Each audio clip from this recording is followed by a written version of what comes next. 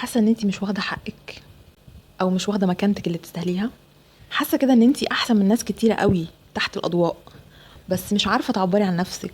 بتقولي لنفسك كل ما بتيجي تعبري عنها وانا من اصلا علشان رايي يبقى مهم. لو عندك اي مشكله من الحاجات اللي انا قلتها النهارده دي فتابع الفيديو ده عشان هيفيدك. ضعف تقدير الذات او اللو سيلف استيم. المشكله دي ناس كتير قوي بتعاني منها، بتعطل ناس كتيره قوي قوي على انها تعيش حياتها وتعيش حقيقتها.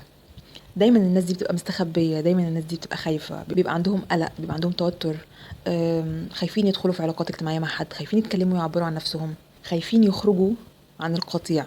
غالبا الناس دي بتبقى دايما عندها طاقة وعندها طاقات كده إبداعية وعندها آراء مختلفة، بس خايفة من إن هي تتكلم، خايفة إن هي يعني تعبر عن نفسها وعن ذاتها. شايفين نفسهم دايما أقل من الحقيقي، أقل من اللي هم عليه. دايما عندهم تواضع زيادة عن اللزوم. دي كلها مشاكل الناس اللي بتعاني من ضعف تقدير الذات او اللو سيلف ستيم. وعلشان نحل الموضوع ده، علشان تبدأي تتغلبي على ضعف تقدير الذات اللي عندك، لازم هتبتدي تشتغلي على نفسك في عدة جوانب وفي كذا حاجة. اولهم واهمهم معتقداتك. دماغك فيها ايه؟ دماغك بتغذيها بافكار عاملة ازاي؟ خصوصا طبعا الافكار اللي بتتعلق بيكي. انتي بتقولي ايه لنفسك عنك؟ انتي شايفة نفسك ازاي؟ ده اول سؤال هتبتدي تسألي نفسك، وهتبتدي تشوفي الاجابات وما وراء الاجابات. يعني انتي اسألي نفسك سؤال، قولي ليه انا بشوفني قليلة؟ ليه انا بحس ان انا اقل من الناس اللي حواليا؟ وشوفي الاجابة هتبقى ايه. لو مثلا اجابتك علشان مثلا انا ما حققتش حاجة في حياتي، علشان انا ما عنديش اللباقة بتاعتهم، علشان انا خجولة ما بعرفش اتكلم مثلا مع الناس زيهم، علشان انا ما بعرفش البس كويس مثلا، عشان شوفي الاجابة هتبقى ايه. واسألي نفسك سؤال تاني، يعني افضلي ورا نفسك في الأسئلة، افضلي ورا نفسك كده في الأسئلة سؤال ورا سؤال لحد ما تعرفي ايه هو المعتقد اللي مزروع في دماغك في العقل الباطن من سنين طويلة، وخليكي شايفة نفسك بالمنظر ده. إجاباتك عن السؤال ده هي اللي هتحدد وهتوصلك للمعتقد المعيق اللي مخليكي شايفة نفسك أقل بالمنظر ده. وانس ان انت حطيتي ايدك على المعتقد ده، فانت هنا خلاص انت كده حطيتي رجلك على اول الطريق للتغيير.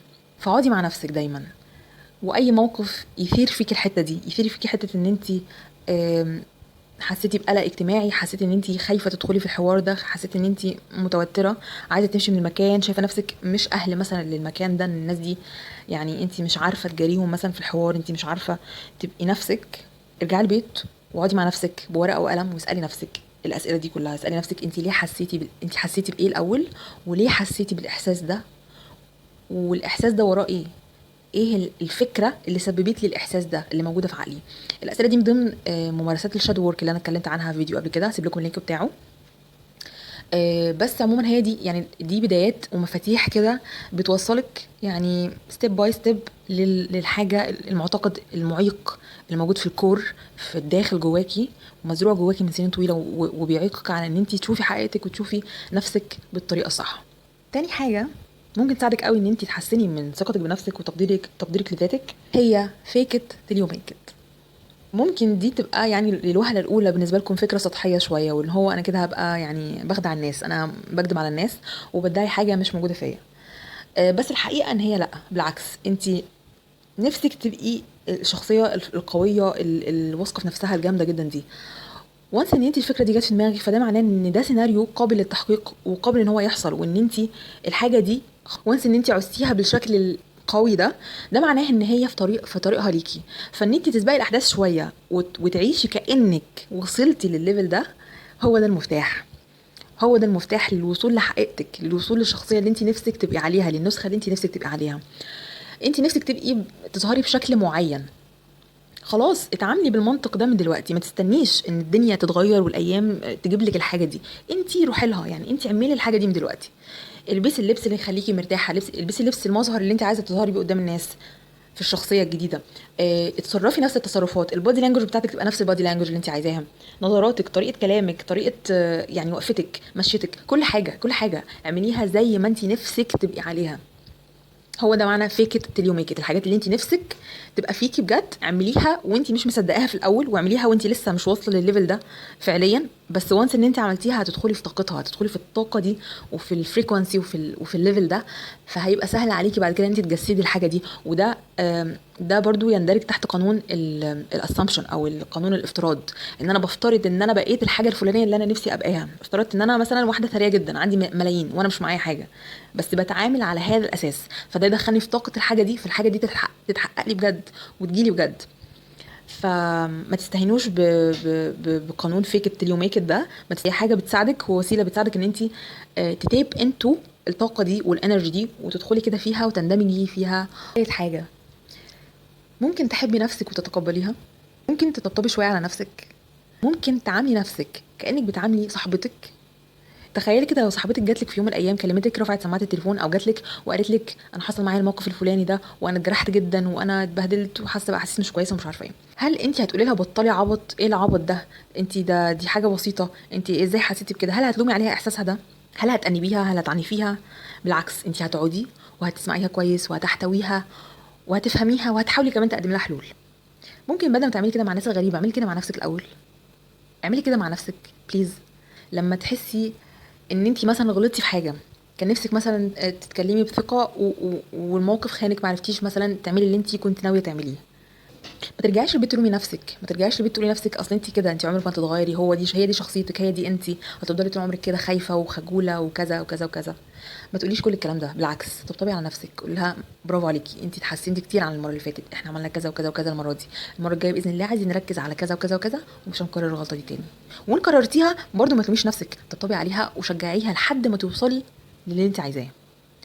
لان نفسك دي هي صديقتك اللي مكمله معاكي طول عمرك. الناس كلها بتروح وتيجي، الناس كلها هتمشي وتسيبك، احنا جينا الدنيا دي لوحدنا وهنمشي لوحدنا برضو. فما تعتمديش على اي مصدر خارجي في ان هو يديكي الثقه دي، او ان هو اللي يطبطب عليكي، او ان هو يديكي الفاليديشن ويقول لك برافو عليكي تمام كملي، او يقول لك لا انت غلطانه ما تكمليش. انت ادي لنفسك الفاليديشن ده، ادي لنفسك الحق في ان انت تقولي اللي انت عايزاه، وان انت تعبري عن اللي انت عايزاه، وان انت تغلطي. ادي لنفسك الحق ان انت تغلطي، مش هتتعلمي من غير ما تغلطي.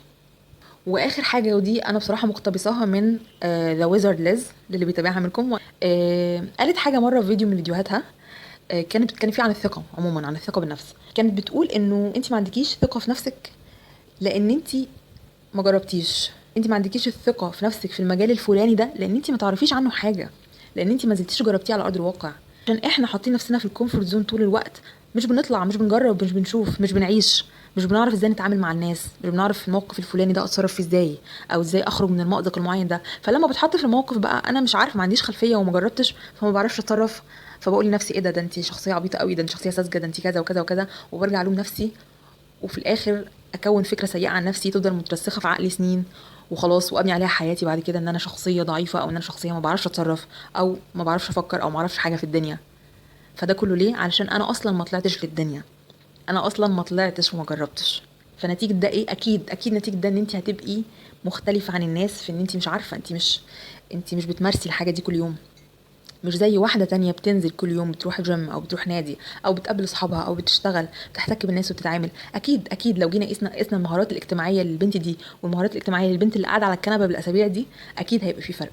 ما تلوميش نفسك لان انت اللي غلطانه في حق نفسك، انت اللي ما اديتيهاش الفرصه ان هي تشوف وتجرب وتعيش التجارب دي. لان الخبره والسكيلز، خصوصا المهارات الاجتماعيه دي، بتيجي بالتجربه وبالتكرار. فطلعي نفسك بره الكومفورت زون، جربي، انزلي اي فرصه قدامك تيجي لاي حاجه، لاي حدث اجتماعي روحي. حتى لو انت واحده انطوائيه، انا فاهمه ان في كتير مننا، وانا على فكره انا من الشخصيات اللي بحب قعده البيت اكتر، بس مؤخرا بدات اقول لنفسي ان انا لا، لازم اخد نفسي كده بالعافيه وازقها ان هي تنزل وتحتك وتختلط بالناس، علشان انا عايزه اوصل لحاجه معينه في دماغي، لنسخه معينه، لشكل معين من شخصيتي عايزه اغيره. فمش هيتغير غير ان انا اجرب، وان انا اثقل المهارات الاجتماعيه دي تحديدا. وده يسري طبعا على اي مهاره تانية انت عايزه تتعلميها. لازم تنزلي وتجربي وتكلمي ناس معاكي، ويعني معاكي في السكه دي، في المجال ده مثلا اللي انت عايزه تتعلميه، تاخدي خبرتهم. معرفه الناس كنوز حقيقي، والاحتكاك والتعامل فعلا بيعلمك حاجات كتير. فاخرجي بره الكومفورت زون علشان شخصيتك تنمو وتتطور بالشكل المطلوب. كده دي كانت نصايح سريعه حبيت ان انا اقولها، يعني جت في بالي كده ولاحظت ان انا مؤخرا بدات افعلها، فقلت اشاركها معاكم. ان شاء الله تكونوا استفدتوا منها، وان شاء الله لو طبقتوها باذن الله تلاقوا نتيجه في وقت بسيط.